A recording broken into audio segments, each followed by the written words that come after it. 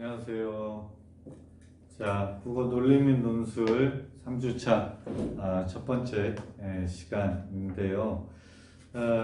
지난 강의에서 안내해 드렸다시피 우리 대학의 온라인 비대면 수업이 한 주 더 연기돼서 이번 주까지 일단 동일한 방식으로 여러분들이 유튜브에 올라와 있는 온라인 강의 동영상을 시청하는 방식으로 수업이 진행되는데요. 강의 일정과 관련해서 먼저 잠깐 안내를 해드릴까 합니다. 큰 변동이 있는 것은 아니고 원래 이제 이 3주차 첫 번째 시간에 오프라인 강의실에서 만날 수 있었다면 우리가 하려고 했던 것은 이제 간단하게 수강생 자기소개도 하고 이제 그 과제에 대한 발표 토론 일정을 정하는 그런 시간을 가지려고 했는데요. 뭐 잘 알고 있다시피 한 주 연기되었기 때문에 이제 그 부분이 곤란해서 애초에 3주차 두 번째 시간에 하려고 했던 글의 구성, 그러니까 글쓰기 기초 네 번째죠. 서론, 본론, 결론 쓰기 그 부분에 대한 내용을 지금 이제 오늘 3주차 첫 번째 시간에 하고요.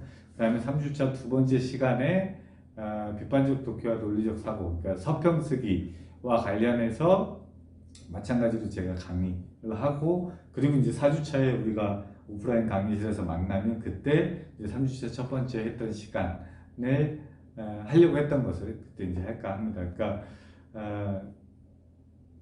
수년된 부분이 있지만 뒤에 하기로 한 건 이제 앞으로 끌어서 하는 거기 때문에 전체 강의 일정 자체에서 뭐 큰 변동이 있는 것은 아니다. 이렇게 생각해 주시면 되고요. 다만 이제 다음 시간인 3주차 두 번째부터는 실제 여러분들이 이제 과제를 작성해서 제출해야 되는 것과 관련되어 있기 때문에 이제 서평이죠. 첫 번째 과제가. 그래서 이제 그때부터는 좀 강의 일정을 좀 맞춰서 진행을 할까 해요. 그 부분에 대한 안내도 따로 해드릴 거고요. 그 얘기 조금 이따가 다시 하고요. 순서대로 다시 정리해서 말씀을 드리면 3주차 첫 번째 시간을 4주차 첫 번째로 옮기고 3주차 두 번째, 4주차 첫 번째 강의 내용을 3주차 첫 번째, 두 번째로 옮긴다 라고 생각하시면 될 것 같아요. 그 다음에 수강 신청 기간, 정정 기간 다 끝나서 우리 수강 인원이 최종 확정이 됐는데 총 지난번에도 제가 온라인 강의를 하면서 언급했던 것 같은데요. 총 4명이고요. 그 중에 한 명은 청강생이에요. 그래서 워낙에 이 교직 과목은 수강 인원이 적습니다. 여러분 잘 알고 있다시피. 그래서 총 4명인데 청강생도 어쨌든 정규 수업을 수강하는 수강생과 마찬가지로 뭐 과제 수행하고 같이 발표 토론에 참여하는 것을 원칙으로 해서 진행을 할까 합니다. 그래서 강의 계획서상에 6주차, 7주차에 발표 토론이 있고 13주차, 14주차에 발표 토론이 있는데 각각 총 4번씩 하게 되어 있잖아요. 그래서 이때도 마찬가지로 청강생까지 포함해서 그렇게 하는 것으로 생각하시면 될 것 같습니다.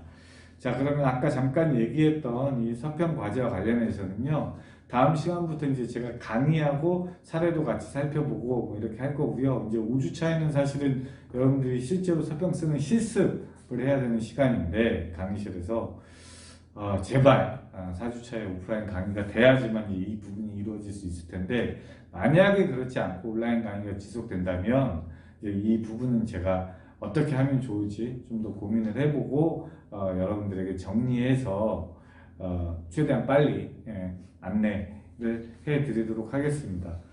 첫 번째 과제와 관련해서 이제 여러분들이 서평을 써서 내야 돼요. 그래서 과제 안내만 잠깐 하고 오늘 수업 얘기를 하죠. 서평에 대해서는 제가 수업을 할 겁니다.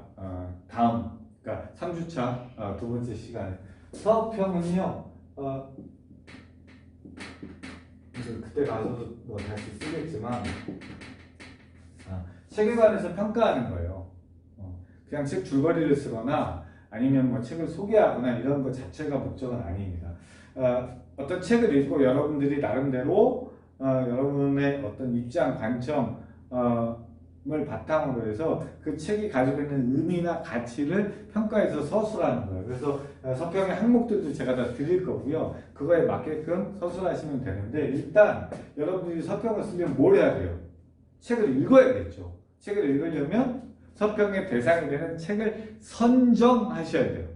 자, 우리 수업에서 여러분들이 대상으로 삼는 서평의 책은 부분이 아닙니다. 뭐 약간 단편 소설 한 부분이 아니라 책을 대상으로 합니다. 말 그대로. 예. 이렇게 쓰기도 하지만 책 한 권을 대상으로 해요. 이때 책은 어떤 책을 대상으로 하느냐? 과제 공지에 제가 이제 안내를 해드릴 텐데요. 일단 인문, 사회 분야의 교양서를 대상으로 하거나 아니면 문학 작품을 대상으로 한다라고 생각하시면 돼요. 여기서 안 되는 게 있습니다. 교재류의 책, 그 다음에 자기 개발서, 이런 책들은 안 된다라고 생각하시면 돼요. 그래서 여러분들 먼저 서평의 대상이 된 책을 선정을 하는데, 갑자기 이 책을 선정하려고 하면 어려울 수 있어요. 물론 이제 지금 수강하는 학생들 중에 오리엔테이션 때 OT를 듣고 나서 나 이 책으로 서평을 쓰고 싶다라고 생각했던 그런 학생도 있을 텐데요. 어찌됐든 교양서, 인문사회 분야의 교양서, 그리고 문학작품 중에서 한 권을 골라서 읽으세요. 그래야 서평을 쓸 수 있습니다. 읽고 나서 제가 수업한 내용, 또 관련된 어떤 사례 검토하는 것을 보고 나서, 그리고 나서 제가 제시하는 양식에 맞게 서평을 써서 과제로 제출하시면 됩니다. 지금 현재 서평을 제출해야 되는 시점이 4월 16일 목요일 어간이에요. 아마 17일 금요일까지 제가 과제를 제출해라 라고 얘기를 할 텐데, 왜냐면 4월 20일 월요일부터 일단 발표 토론에 들어가게 되어 있거든요. 그러니까 여러분 감안하시고 책을 읽는데, 서평 대상의 텍스트를 선정할 때 이게 우리 수업에서 다루려고 하는 서평으로 적절한지 아닌지 잘 모르겠다라고 하면 저한테 문의를 해주기 바랍니다. 그 강의계획서에 나와 있는 제 개인 메일 있죠. 그 메일로 여러분이 이 책을 내가 이 수업 시간에 서평의 과제로 수행하려고 한다. 이게 적절한지 아닌지 검토해 달라. 그러면 제가 그 책을 검토해 보고 여러분들에게 가능 여부를 안내해 드리도록 하겠습니다. 그래서 무엇보다 먼저 과제 수행하기 위해서 여러분들이 책을 읽으셔야 됩니다. 지금 시점으로 따지면요, 대략 한 달도 안 남았어요. 3주 정도 될까요? 뭐 그런 식입니다. 그래서 3주차, 4주차, 5주차까지 끝나고 나면 6주차부터 서평에 대한 발표 토론이니까 그렇게 해주기 바랍니다. 지금까지 이 온라인 그 동영상 강의 시청하면서 갑자기 이제 과제를 내야 되나 이렇게 생각할 수도 있는데요. 기본적으로 과제 제출 시점에 대해서는 강좌 오리엔테이션 시간에 다 설명을 했고, 그리고 여러분들의 특징이 있잖아요. 닥치는 하는. 그래서 무엇보다 일단 텍스트를 먼저 읽으셔라. 그리고 서평을 쓸 때 나중에 얘기하겠지만 대상 텍스트를 한 번만 읽고 서평을 쓸 수 없습니다. 최소한 제 기준은 3번은 읽어야 돼요. 이제 그것도 다시 안내를 해드릴 테니까, 일단 빨리 서평의 대상이 되는 책을 선정하고 그 책을 읽고 계셔라. 가능하면 이번 주에 읽고 있어야지만 그래야 실제로 나중에 이제 서평을 쓸 수 있을 것이다. 관련해서 궁금한 내용이 있으면 저한테 문의를 해주시고요. 과제 제출과 관련된 공지도 조만간 이 클래스에 다시 구체적으로 그 양식과 함께 올려두도록 하겠습니다. 감안하시고요. 자, 오늘은 글의 구성과 관련해서 글쓰기의 기초 4번째 시간 서론, 본론, 결론 쓰기 부분에 대해서 같이 살펴보도록 하겠습니다.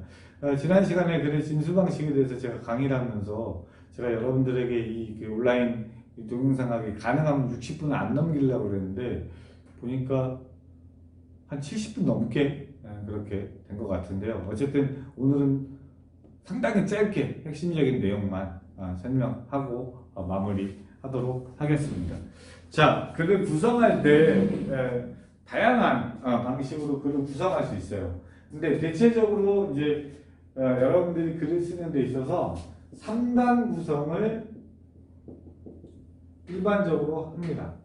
이거는 뭐 왜 그럴까? 사실은 쉽게 그 이유를 말할 수는 없어요. 근데 그동안 일과 써왔던 이렇게 글들을 놓고 보니 3단 구성이 가장 일반적이고 또 가장 그 수적으로도 많다라고 하는 거. 그건 뭐냐면 그 3단 구성을 통해서 글을 쓰는 것이 훨씬 더 안정적이고 그리고 실제적으로도 논의를 전개하는 데 있어서 효과적이었다라고 하는 것이 드러나는 것이기도 하다라고 하는 거예요. 3단 구성은요, 여러분 잘 알다시피 처음, 중간, 끝이 있죠. 그런가 하면 이제 이따가 얘기하려고 하는 서론, 본론, 결론 이런 것들이 있습니다.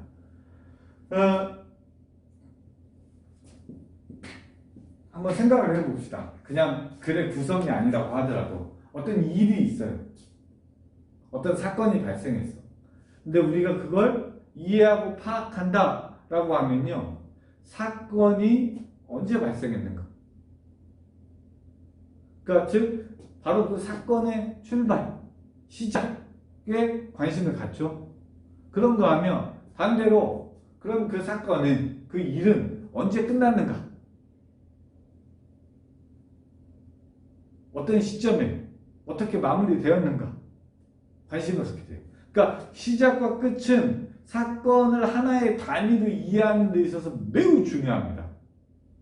그런가 하면 그냥 시작 또는 끝 또는 시작과 끝만 이해해서는 그 사건이 어떻게 전개되어 갔던 것인지, 그 사건이 어떻게 복잡하게 분기했는지를 파악할 수 없어요. 그래서 중간이라고 하는 그 과정을 이해하는 데 있어서 이것이 필요하겠죠. 이런 걸 생각을 해보면 이 3단 구성이라고 하는 것이 사실은 그냥 제시된 것은 아니다라고 하는 것을 우리가 짐작할 수 있습니다.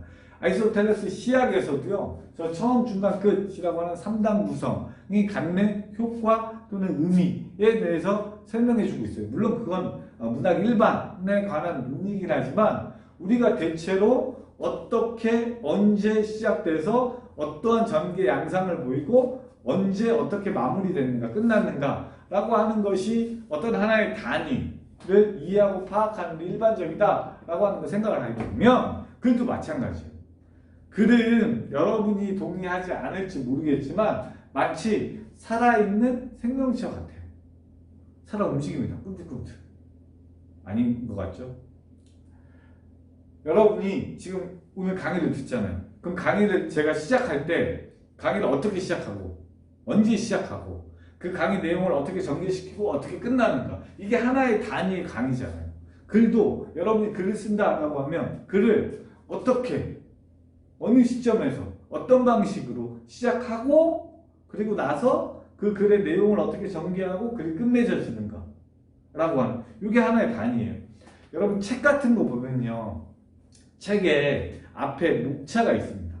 그 목차를 보면 정말 장절한 목이 아주 다채롭게 구성되어 있는 책들이 있어요. 막 볼륨이 이렇게 두꺼운 책들도 있고요. 근데 그 책들도요, 시작이 있고 끝이 있습니다. 논의한다라고 하는 걸로만 따져놓고 보면 논의를 시작했으면 논의를 맺어야 돼요.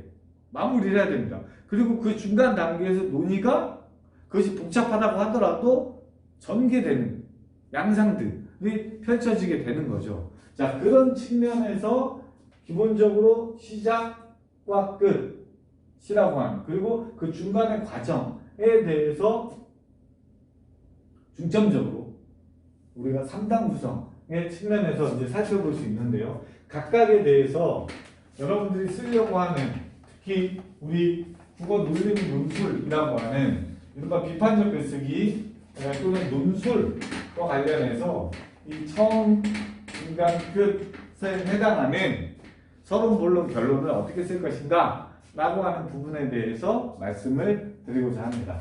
자, 먼저 로마자로 쓸게요.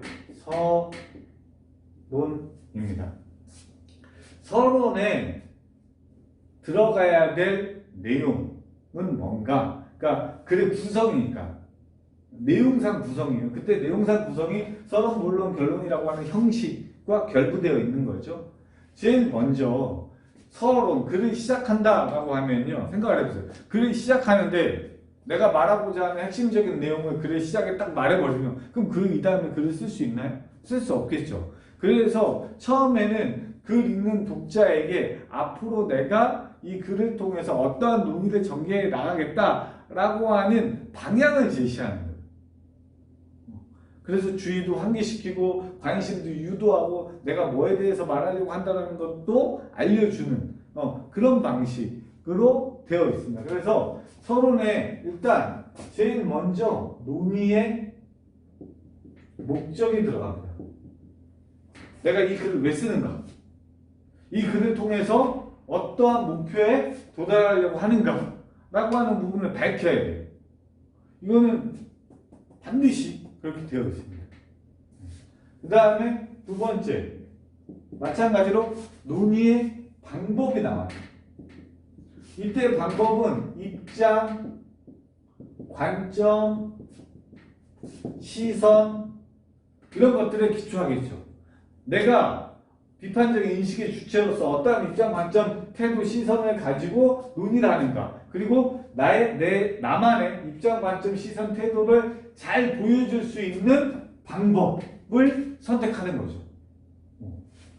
그리고 필요하면 이때의 방법은 기존에 관련되어 있는 논의들 속에서 활용된 방법을 내가 재활용할 수도 있다. 자, 세 번째. 논의의 목적, 논의의 방법. 그럼 뭐가 나올까요?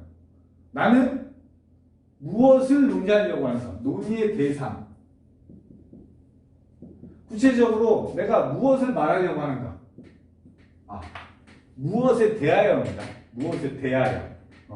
논의의 목적이 무엇을 말하려고 하는 겁니까? 내가 이 글에서는 어떠한 대상에 대해서 말하려고 한다. 예를 들면 여러분이 서평을 쓴다. 서평 중에 문학작품 중에 나는 이광수의 우정에 대해서 논의하려고 한다. 라고 하는 거. 그죠? 근데 이 대상은요, 한편으로는 논의의 범주를 포함하고 있기도 합니다. 지금 무슨 말이냐? 이광수의 무정에 대해서 내가 살펴보려고 하는데 나는 이광수의 무정의 주인공의 행위에 대해서만 살펴보겠다. 논의의 범주. 왜냐면 내가 이 글을 통해서 모든 걸 다 얘기할 수 있는 건 아니니까. 정해주는. 자, 일단 세 가지. 논의의 목적. 왜 나는 이러한 논의를 하는가? 즉, 나는 왜 이 글을 쓰는가? 달성하려고 하는 목표가 무엇인가? 이 글을 통해서 내가 말하려고 하는, 규명하려고 하는, 밝히고자 하는 것은 무엇인가에 대해서 쓰는 거예요. 그 다음에 그걸 실현 가능하게끔 만드는 내 나름의 입장, 관점, 태도, 시선이 들어가 있는 방법은 뭔지. 나는 이 글에서 예컨대 관련되어 있는 자료, 텍스트에 대한 분석을 통해서 하겠다. 아니다. 나는 이것과 관련되어 있는 컨텍스트들을 참조해서 하겠다. 또는 이 방법, 도구, 어떠한 프로그램 도구들을 활용해서 논의를 전개해 나가겠다. 예를 들면 여러분, 인터뷰라든가 이런 것도 당연히 하나의 방법이 될 수 있어요. 우리는 이제 그런 것들을 잘 활용하지는 않지만, 예컨대 구술사 연구 같은 거에서 구술사 연구 방법론이랑 문학 텍스트를 그냥 분석하는 거랑 달라요. 여러분이 글을 쓴다라고 했을 때도 마찬가지예요. 근데 다만 이때의 방법은 입장, 관점, 태도, 시선이 드러나는 거니까 이론적인 전거를 활용하는 경우들이 있습니다. 근데 무슨 소설에 대해서 분석한다라고 하면 소설의 이론이 하나의 방법론으로 들어오는 것이에요. 자, 그 다음에 논의의 대상. 나는 이 글에서 무엇에 대해서 어떠한 범주 속에서 어느 만큼 어떤 부분에 초점을 맞춰서 논의를 하겠다라고 하는 부분이 드러난다. 자, 그 다음에 네 번째 관련 선행 연구. 내가 지금 연구라고 썼는데 논의. 왜 이걸 해야 되냐면 내가 지금 논의하고 있는 것이 그 이전에 내가 논의하기 이전에는 어느 정도 수준으로 어떤 단계로 논의되어 왔는가. 예를 들면 여러분이 어떤 서평을 쓰는 책이 있어요. 그러면 그 책에 대해서 기존의 다른 사람들은 어떤 관점에서 논의를 해왔는지 어떤 부분에 초점을 맞췄는지 라고 하는 걸 알려줘야 됩니다. 이걸 왜 하겠어요? 결국은 관련 선행 연구를 참조해서 내 문제의식을 개발하고 내 논의를 이끌어 나가는 거니까 이 관련 선행 연구와 다섯 번째, 굳이 따지면 내 논의의 차별성. 왜? 부각시키기 위해서 하는 거죠. 기존의 논의를 그냥 내가 받아쓰기 하거나 재생산하는 게 아니라 물론 그런 것도 때때로 필요하긴 합니다만 그게 아니라 나는 관련 논의를 살펴봤는데 그것과 다르게 이러이러한 나만의 어떤 독창적인 논의를 전개하려고 한다라고 하는 거예요. 사실은요. 서론 쓰는 게 저는 제일 어렵습니다. 왜? 서론만 잘 쓰면 그러면 글 거의 다 끝난 거예요. 이 사람이 왜 이런 논의를 하는지, 이 사람의 비판적인 시선은 무엇인지, 이 사람이 이 논의 대상을 통해서 어떻게 자기만의 독창적인 의견을 개진하고 있는지 여기 다 나옵니다. 끝이에요. 끝. 사실. 근데 대부분의 글쓰기 초신자들은 글의 앞부분을 그다지 주의를 기울이지 않아요. 여러분, 모든 일의 시작 매우 중요합니다. 서론을 아주 잘 구성하고 쓰면 쓸수록 본론, 결론, 그 다음에는 별거 없어요. 실제로. 오늘 제가 강의하는 내용에서도 본론과 결론에 대해서는 거의 뭐 할 얘기가 없을 겁니다.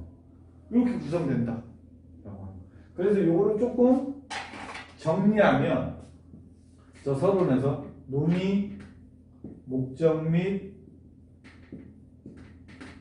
방법 이게 하나고요. 두 번째 논의, 대상 및 선행 연구. 그리고 이 선행 연구를 통해서 나의 차별성도 드러낼 수 있죠. 대체로 이 두 가지 정도에 초점을 맞춥니다. 서론을 쓴다. 나중에 이제 뭐 물론 사례를 검토하면서 이런 부분들에 대해서 얘기할 텐데요. 이거는 비판적 글쓰기뿐만 아니라 논문 작성 할 때도 일정 부분 포함되는 내용이다 라고 생각하시면 돼요. 쉽지 않죠. 어렵습니다. 막상 왜 내가 논의를 하려고 하는 거지? 야, 네가 과제도 내줬잖아. 그러니까 내가 과제를 해야 되니까 하는 거지. 이렇게 생각해버리면 답이 안 나옵니다. 문제의식을, 그러니까 어떤 여러분들이 논의의 대상이 되는 텍스트를 읽었다. 어떤 사회 현상에 대해서 관심을 가지고 분석을 했다. 라고 하면 거기에 대해서 끊임없이 처음 얘기했죠. 질문을 제기하고 의문을 갖고 회의해야 됩니다. 그러면서 스스로 문제를 제기해야 돼요. 왜지? 뭐지? 어째서인 거지? 이걸 왜 이렇게만 받아보게 되는 거지? 이걸 이렇게 이해해도 되는 건가?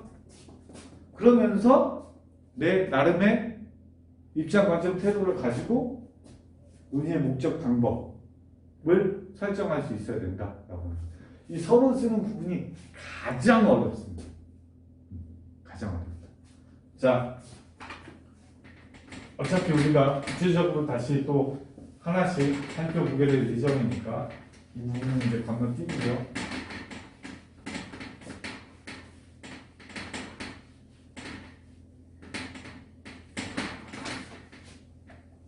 그 다음에 두 번째 본론. 본론은 별게 없어요. 본격적으로 논의를 전개하는 거예요. 구성. 예. 그래서 좀 전에 얘기했다시피 논의의 전개가 있고요. 이 논의의 전개를 한다라고 하는 것은 뭐겠어요? 분석. 이게 서평이다라고 하면 텍스트에 대한 분석 또는 어떤 현상에 대한 분석 내용이 필요하겠죠. 그리고 이 분석 내용에는 당연히 거기에 평가, 나의 어떤 비판적인 인식이 서술되는 내용이 필요한 거예요. 그리고 이 논의를 전개하다 보면 자연스럽게 이게 다 사실 묶이는 건데 본론 자체에 이제 해당되는 거니까 이게 텍스트 분석, 현상 분석, 내용이 들어가는 게 첫 번째고, 두 번째는 그렇게 분석을 했을 때 그 분석이 객관적이고 합리적이고 타당하게끔 독자가 그런 것들을 객관적이고 합리적이고 타당하게끔 여기게 만들어야 되잖아요. 그러니까 근거를 제시해야 됩니다. 특히 논의할 때는 논거를 제시해야 돼요. 논거를 제시하는 방법은 여러 가지가 있습니다. 예컨대 그것과 관련되어 있는 이론, 그 자체로 권위가 있다고 여겨지는 이론을 하나의 전거로 제시하는 방법이 있을 수 있고요. 또는 이 논리적 글쓰기에서 주로 활용되는데요. 이 논리적 추론의 단계를 서술하는 것을 통해서 그 근거가 타당하다, 합리적이다 라고 하는 것을 증명하는 방식으로 쓰기도 한다. 이 본론에서 이제 글쓰기를 할 때 이른바 본문 쓰기가 이루어지고요. 이 본문 안에는 인용문 쓰는 방법, 또 관련해서 이런 그 인용문들을 추천을 바꾸는 각주 쓰기, 이런 방법들이 있습니다. 근데 지금 우리 기술적인 부분에 대해서 얘기하려고 하는 게 아니기 때문에 요 각각은 이제 기술적인 글쓰기와 관련돼 있어요. 사실 이것도 잘 못해요. 대학생이 됐음에도 불구하고 뭐 안 배웠으니까 그런 부분도 있겠죠. 근데 여기서 이제 지금 그걸 하려고 하는 게 아니고 이 본문 쓰기, 인용문 쓰기, 뭐 각주를 써서 수처를 밝힌다는 거 했을 때 제일 중요한 건 뭐냐면 논의를 전개할 때 우리가 이제 그 글을 쓰다 보면 의도치 않게 아주 큰 실수를 하는 경우가 있는데요. 인용문도 뭐 본문에 포함되는 거니까. 지금 무슨 말이냐? 내 생각과 다른 사람의 생각을 뒤섞어버려. 그래서 마치 다 그냥 내 생각인 것처럼 써버리는 경우들이 있습니다. 그러면 이거 뭐냐? 표절입니다. 이른바 연구윤리를 위반한 거예요. 내 생각과 내 생각이 아닌 것을 명확히 구분해야 돼요. 그리고 내 생각이 아닌 건 인용, 부호를 통해서 밝혀주거나 각주를 달아서 내가 이걸 어디로부터 가지고 왔는지 그 출처를 명확히 밝혀줄 필요가 있다라고 하는 거예요. 그렇게 하지 않으면 논의를 전개하는 가운데 서술했던 내 입장이나 관점이 내 건지 아닌지 독자가 혼란스러워합니다. 이건 곤란하다. 자, 정리하면 본론이에요. 짧죠? 서론에 비해서. 논의를 구체적으로 전개한다. 본론에서는. 그래서 본론의 내용은 이 본론의 절항 뭐 이런 것들은 그때 맞게끔 이제 각자 구성하는 건데요. 텍스트든 또는 현상이든 논의의 대상에 대한 분석 내용을 서술한다. 그리고 그 분석 내용에는 당연히 글쓴이의 주관적인 입장이나 관점이 드러나는 평가의 목소리가 포함될 수밖에 없다 라고 하는 거고요. 그 다음에 중요한 건 논의니까. 글의 진술 방식에서 설명했죠. 이 글을 쓰는 이유가 뭐예요? 글의 목표 말고 독자를 향해서 생각해 봤을 때 그렇죠. 바로 그 독자를 설득시키기 위해서 독자로 하여금 그 독자 자신이 가지고 있는 상징 체계를 의심하고 회의하고 내 편으로 만들게끔 하기 위해서 그래서 근거를 제시할 필요가 있다. 근거 제시의 방법은 다양하지만 그리고 논의를 전개하는 과정에서는 다른 거는 뭐 여러 가지 기술적인 부분도 있지만 무엇보다 그 논의를 전개하는 가운데 있어서 내 생각과 내 생각이 아닌 것, 내 목소리와 다른 사람의 목소리를 명확히 구분해야 된다. 모든 게 다 그거 내가 생각한 건데 내가 읽은 책에 나온 거니 그것도 내가 생각한 건데 이렇게 할 수 있지만 내 아이디어가 아니면 함부로 무단으로 도용하면 표절이다 라고 하는 거예요. 자, 그 다음에 마지막으로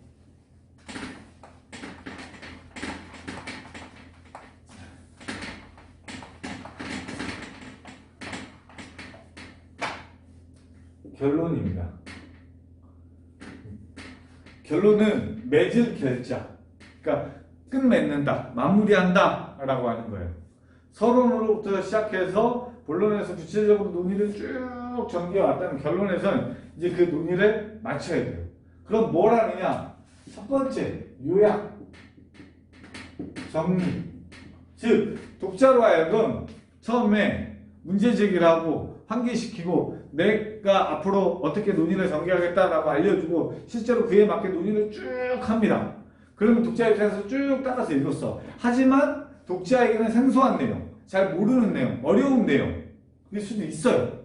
그리고 그 글을 따라 읽었기 때문에 쉽지 않을 수 있어요. 그러면 다시 글을 맺을 때 마지막에 그 앞에서 논의했던 내용의 핵심적인 내용은 요약하고 정리해서 제시를 해주는 겁니다.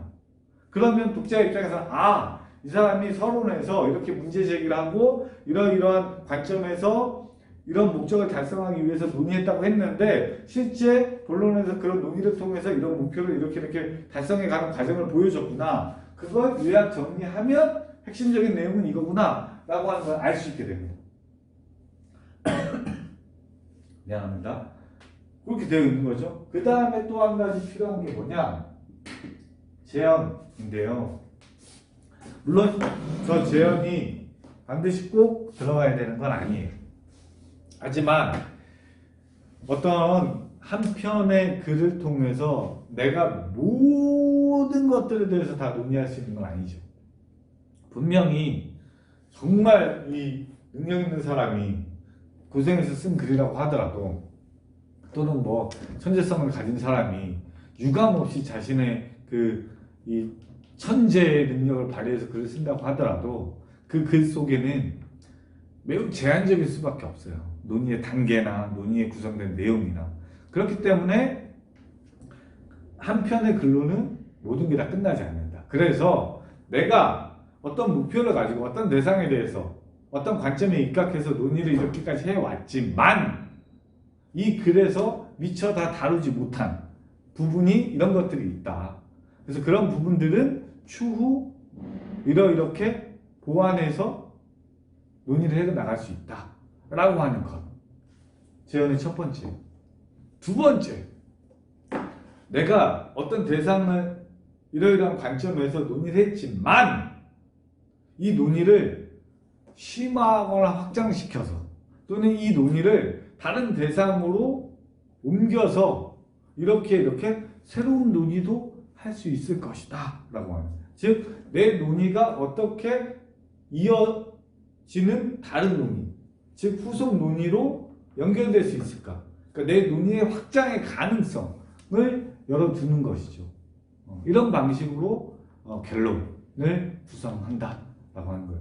이제 그 다음에 참고문헌이 붙고 이렇게 하는데요. 지금 아까 얘기했다시피 기본적으로 3단 구성, 서론, 본론, 결론에 초점을 맞춰서 글의 구성에 관한 핵심적인 내용만 설명을 해드리기로 했기 때문에 이 정도가 오늘의 강의 내용인데요. 가장 중요한 거, 제가 아까도 얘기했지만 실제 아마 시간상으로도 그 부분을 가장 많이 할애했을 거예요. 서론 쓰기를 잘해야 된다. 서론 쓰는 게 제일 어렵습니다. 그래서 어떤 사람들은요, 그래 다 써놓고요, 본론 결론을 보고 서론을 다시 고칩니다. 왜? 안 맞아. 보통 비율은 2대 7대 1, 서론, 본론, 결론이 2대 7대 1, 뭐 이런 정도 비율이에요. 본론은 구체적인 대상에 대해서 분석하고 평가하고 하는 부분이기 때문에 양이 많을 수밖에 없습니다. 하지만 글을 봤을 때 그 글이 좋은 글이다, 잘 쓰여졌다라고 하는 인상을 어디서 주겠어요? 결론에서? 아닙니다. 어쩌면 때때로 결론은 대동소이해요. 바로 서론입니다. 앞부분이에요. 여러분 글의 첫인상을 결정짓는 부분이 바로 서론이에요. 모든 글의 처음이 그래서 상당히 중요합니다. 이건 꼭 무슨 공모전에 무슨 시주문예 같은데 문학작품을 응모할 때 뿐만이 아니에요.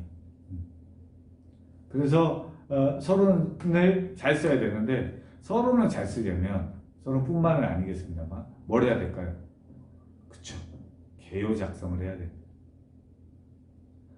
개요 작성, 저 지금 3단 구성을 바탕으로 각각의 항목에서 뭘 써야 된다라고 하는 거 제가 보여드렸잖아요. 거기에 맞게끔 글을 구성하는 개요를 짜야 돼요. 자, 여러분 오늘 강의 서두에 제가 서평 과제와 관련해서 말씀을 드렸잖아요. 거의 양식 비슷할 겁니다. 제가 여러분한테 양식을 제시할 텐데요. 그런 측면에서 일단 책을 읽으면서 저 3단 구성, 서론, 본론, 결론을 염두에 두면서 한번 읽어보세요. 나는 이 책을 왜 읽는가? 이 책을 읽고 서평을 쓸 때 나는 어떠한 목적을 가지고 서평을 쓰려고 하는가? 이 책을 나는 어떤 입장 관점을 가지고 들여다보고 있는가? 뭐 대상은 그 책이겠죠. 근데 그 책 중에 어떤 범주? 이거 되게 많습니다. 그래서 그런 부분들을 감안해서 다시 한번 여러분 첫 번째 과제인 서평의 대상 텍스트를 선정하고 읽어 가주기 바랍니다. 자, 예고했던 것처럼 오늘은 좀 상대적으로 일찍 수업을 마치도록 하겠습니다. 다음 시간에 이제 서평과 관련해서 구체적으로 강의를 하면서 여러분 과제와 관련해서도 다시 더 얘기하도록 하겠습니다. 궁금한 점이 있으면 언제든지 제 개인 메일로 연락 주기 바랍니다. 그럼 이것으로 마치도록 하겠습니다. 고생했습니다.